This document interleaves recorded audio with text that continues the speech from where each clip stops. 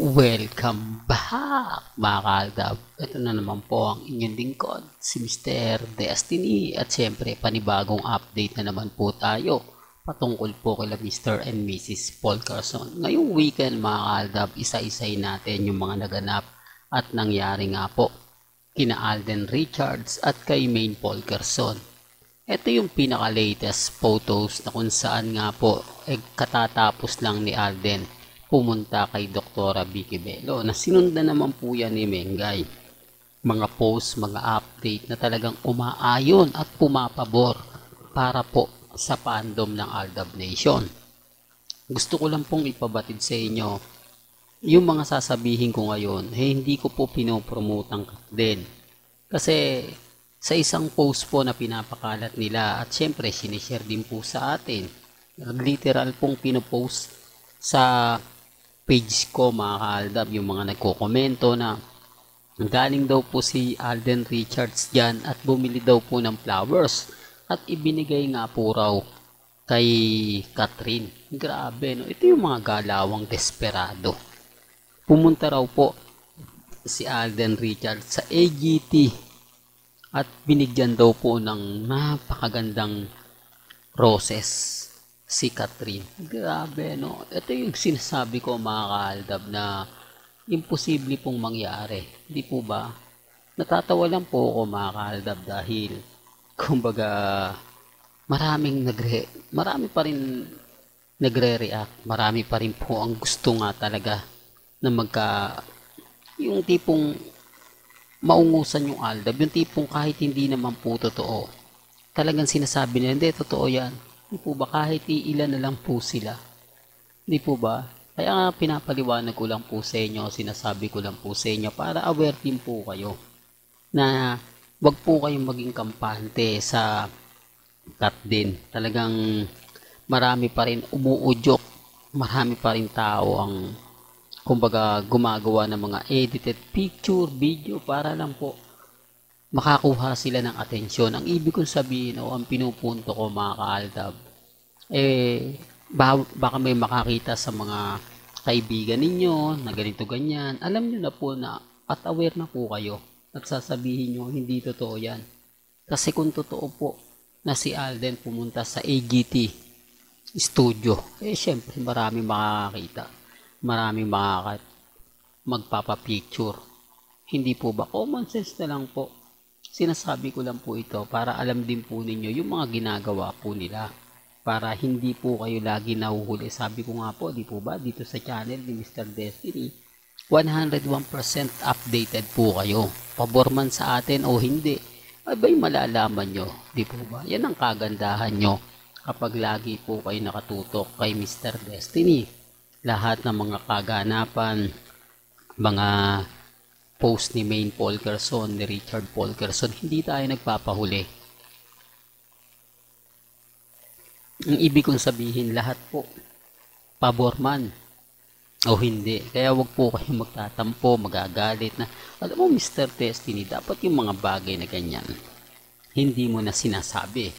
Dahil alam naman namin hindi yan totoo. Ando na po tayo. Kaya lang syempre yung mga dumadaan sa akin, mga pumibisita, di po ba? At least alam din po nila. Gaya nga po ng sinabi ko sa inyo, marami na po ngayong Aldab Nation ang nagre-react sa social media. Kaya ang ginagawa po nila, yung iba nagbabayad na. Yung iba gumagawa na ng napakaraming dami account para lang makakuha ng attention. Para lang masabi na sila po yung updated, sila yung mga ganap, sila yung mga bida. Hindi, sinasabi ko lang po ito mga kaaldab para lang po malinaw. Pinapaliwanag ko lang po ito sa mga taong dumadaan at bumibisita po sa channel ni Mr. Destiny dahil nararamdaman na po natin. Lalo pa po ngayon, family bonding. Sabi nga ni Alden Richards, private family. Sasabihin mo ba yan na private family kung alam naman po ng buong mundo na iilan na lang mo naman po kayo sa pamilya? Po ba? Kaya nga nagtataka ako mga kaaldab yung mga taong nagagalit sa akin na matagal na yung post ni Alden Richards, bakit binabalik mo pa? Matagal na niyang sinabi yan, alam na ng madlang people, alam na ng ganito ganyan, pero bakit sila affected? napapansin nyo, bawat galaw ni Alden Richards, nababantayan na po nila. Lahat ng mga post, update, tinitignan na nila. Ang problema lang mga kaaldab, yung iba, di po ba? Kaya ang sabi ko sa inyo, relax lang po kayo, kampante lang po kayo. Pag nandito kayo sa channel ni Mr. Destiny, marami po kayong malalaman, marami po kayong maintindihan. Gaya po ngayon, itong pelikula nila Heaven at ni Alden.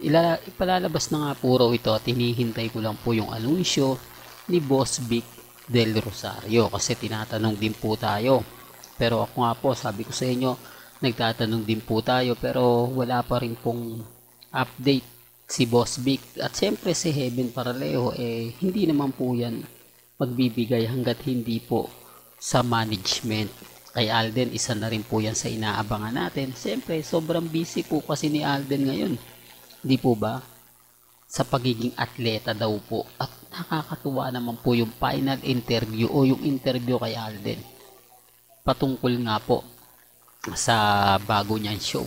Wala pong bagong project si Alden Richards. Tapos na po ang maliligayang araw ng mga taong sinasabi na si Alden tuloy-tuloy ang kontrata. Tuloy-tuloy. Common sense na lang po.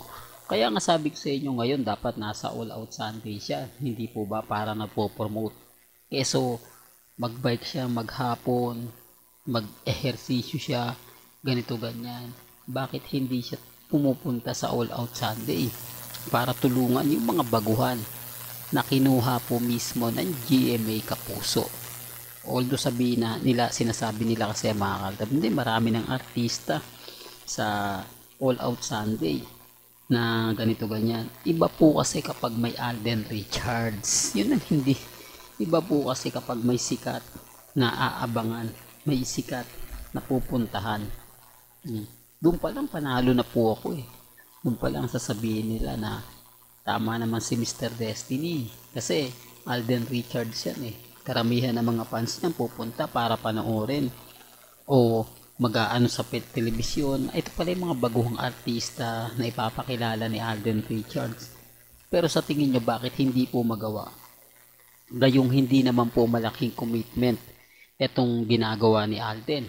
Parang normal lang to, di po ba? Magbabike ka, simula lugar na ganito, tapos mag-jogging ka, di po ba?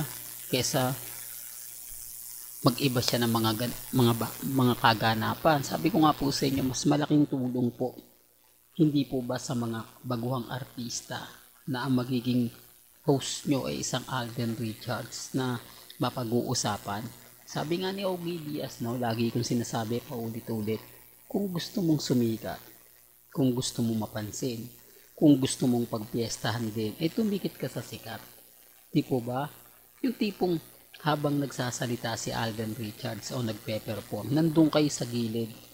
Tapos kung sasayaw man si Alden Richards, sasayaw din kayo pinaka-backup. Siyempre habang nakukunan po siya, damay kayo. Hindi po ba? Yan po yung sinasabi ko na hindi nila nagigets at naiintindihan.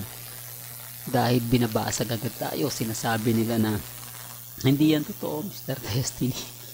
Well, gaya nga po ng paulit-ulit kong pinapaliwanag sa mga mami, sa mga tita, sa mga senior. Ginagawa ko po ito para po sa Aldab. Hindi ko po pinopromote yung mga bagay-bagay na sinasabi ninyo na huwag niyo nang pag-usapan. Gusto ko lang pong ipabatid lalo na po sa mga baguhan, sa mga dumadaan, sa mga bumibisita. Kasi yun po yung minsan tinatanong nila kung bakit hindi daw po tayo nagko-comply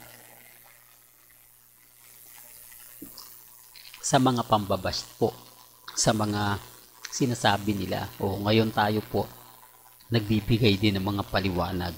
Ano ngayon sila? O nga, wala po sila may pakitang pruweba. Wala si May, wala si Alden. Common sense na lang po. Dun sila galit. Bakit ko daw po sinasabi na kapag wala si Mengay, wala si Alden, magkasama, dun sila guilty. Di po ba? Wala Yun talaga yung Aldab Di po ba? Walang ganito na lang po ang ating latest updates. Kaya kung gusto nyo pa po ng pinaka-latest at sariwang update, abay tumutok lang po kayo dito po sa channel ni Mr. Destiny para updated po kayo sa mga bago at sa mga latest na i-upload po natin maya maya lang. Hanggang sa muli, salamat po sa panonood at pakikinig.